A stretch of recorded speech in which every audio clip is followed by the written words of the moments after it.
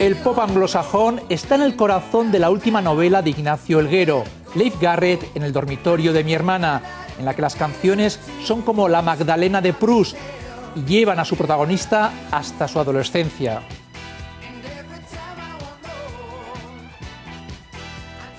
Recuperemos ese I Was Made for Dancing de Leif Garrett, que fue todo, pues, un antes y un después en el movimiento fan también, ¿no? Una canción maravillosa, su gran éxito y tal vez también su látigo, ¿no? Porque eso le pesó el resto de su vida. Tiene mucho que ver con esta novela de Ignacio Helguero. Entremos ahí.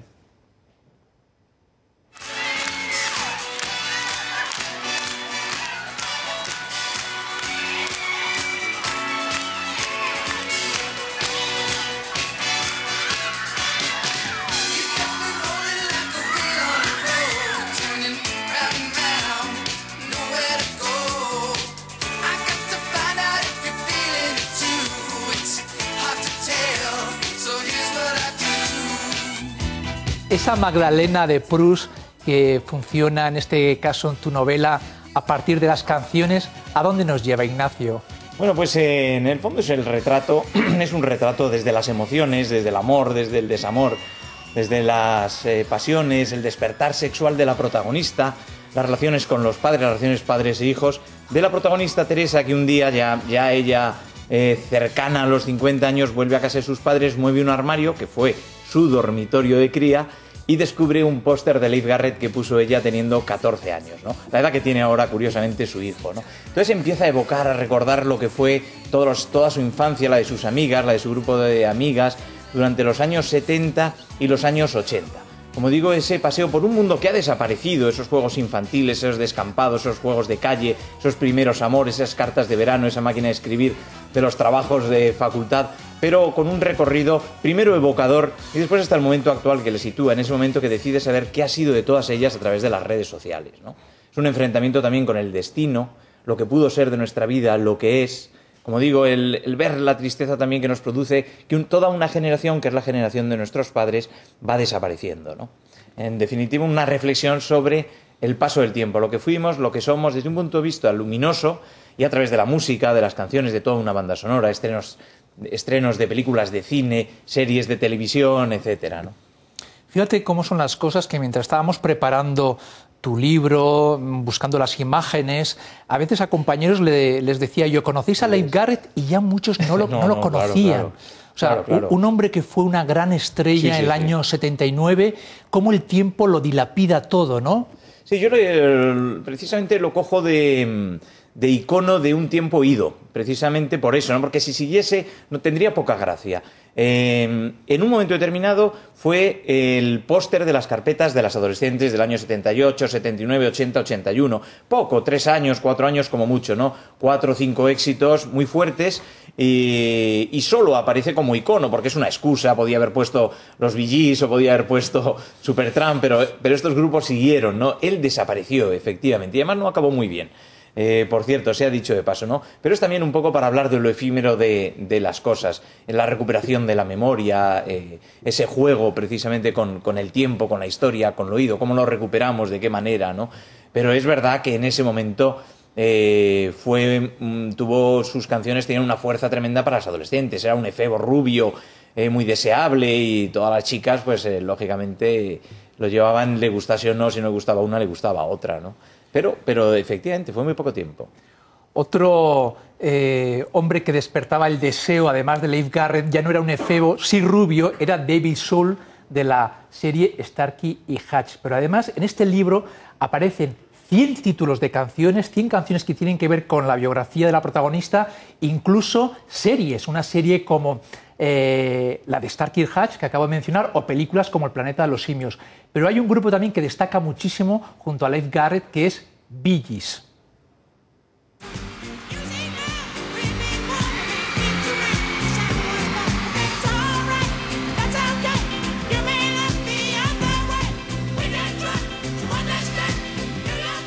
Es una recuperación de la memoria, ¿verdad, Ignacio? Sí, es una recuperación de alguna manera de esa memoria, que es una crónica sentimental de toda la generación del baby boom.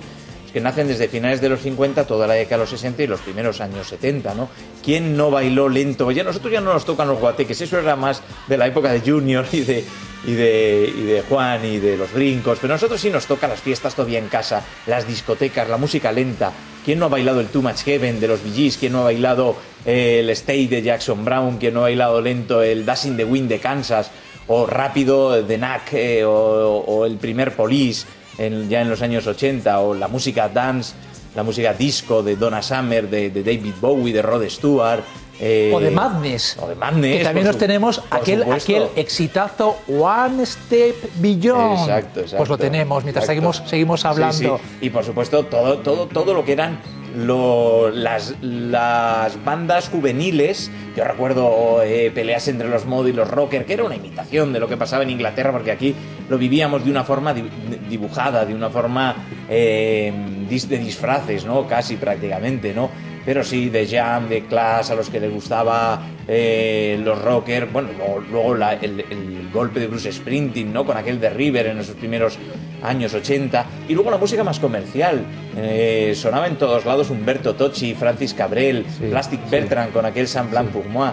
Y en cada capítulo va apareciendo una canción porque lo escucha en el radiocassette del coche, en los Wallman cuando llegan, en el tocadiscos familiar o a través de la calle de una vecina, ¿no? Y esto, un ensayo de esa época, de finales de los 70, primeros 80, y un gran trabajo de documentación. Por ejemplo, las series, ¿no? Ahora hablamos de series importantes, tenemos aquí de producción como Cuéntame, pero en aquella época David Soul y Starkey y Hutch.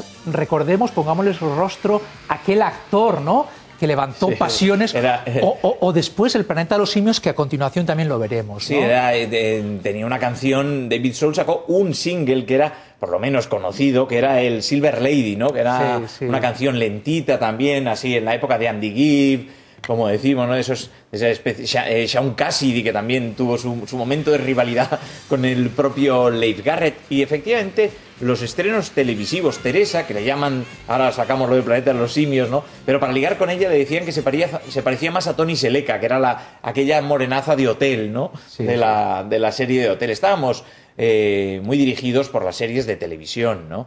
Mira, ahí tenemos el planeta. No te pierdas esta exposición de Dennis Stock en la serie, en la propuesta Magnum que hay ahora mismo en el canal Isabel II, sobre esa película, El planeta de los simios de Schaffner. Tiene que ver mucho también esto con tu propia biografía, ¿no, Ignacio? Tú no has hecho el trabajo de un mundo desconocido, sino un mundo que está en tu piel. Común. Yo creo que es el mundo común, es decir, la novela no es una novela autobiográfica, porque yo elijo a mujeres de protagonistas porque van a vivir mejor las emociones, el tema del sexo, ese despertar sexual en ese finales de los 70, o todavía que había que sacudirse ciertos miedos y tabúes, el tema de la maternidad, nuestra generación empieza a atrasarla, ya no quieren las chicas ser sus madres, acceden masivamente a la universidad. Si ellas llegaban tarde, si nosotros llegábamos tarde no nos regañaban como a ellas, escaparte con el fin de semana con el novio les era muy complicado, a nosotros había más permisividad en ese sentido, ¿no? Es decir, que por eso elijo eso como las chicas como protagonistas, ¿no? Mujeres como protagonistas. ¿Qué tiene de autobiografía? La común. Lo que es la crónica sentimental de una etapa, lo que hemos vivido todos, ¿no? Yo recuerdo el estreno del Planeta de los Simios en el año 77-79, porque hubo 2 pases, y era una película que nos marcaba tremendamente a aquel Charlton Heston fantástico, ¿no? En la novela se escandaliza la madre porque sale desnudo en aquella escena de espaldas, ¿no? Entonces, en aquellos años, ¿no? Pero era... Y luego a la protagonista, que se llama Teresa, le ponen el mote de Cira, porque la pongo de niña mona, y por lo de mona, aquel famoso beso que le da a Charlton Heston y le dice, aunque eres terriblemente feo, ¿no? ¿Tú crees que en aquella época la relación con la música, con la cultura, tenía mayor deseo por la escasez? Ahora todo el mundo tiene abundancia de música a través de Spotify, de las descargas o comprándote, pero bueno, en canales de televisión, antes el dar con una serie, un actor, el fetichismo era más grande que ahora. Sin duda alguna. Yo creo que somos la última generación. Somos la última generación de muchas cosas y la primera de otras. Desde luego somos, desde mi punto de vista, la última generación de la memoria, ¿no? O casi aquella que puede recordar elementos comunes, objetos comunes, sentimientos y sentidos comunes, ¿no? Todo aquello que de alguna forma altera los sentidos, ¿no?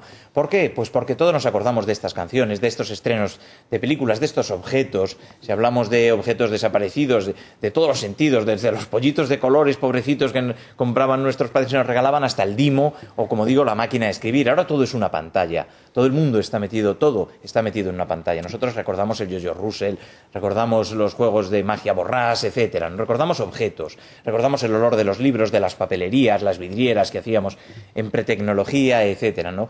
Por lo tanto, era la nuestra todavía una época de austeridad. Nuestros padres habían vivido una época de escasez, nosotros de cierta austeridad. Se ponían mediasuelas a los zapatos, coderas en los jerseys, etcétera. Compartíamos las cosas y a la vez somos la generación en la que se ceba ya un cierto consumismo en los años 80. Con nosotros ya se empiezan a cebar las marcas. Ya compramos Lee, compramos Garangler, compramos los Jesus, compramos con nosotros empieza ese mercadeo, ¿no?, que ejecutan con nosotros las marcas. Sí. Pues un cambio generacional es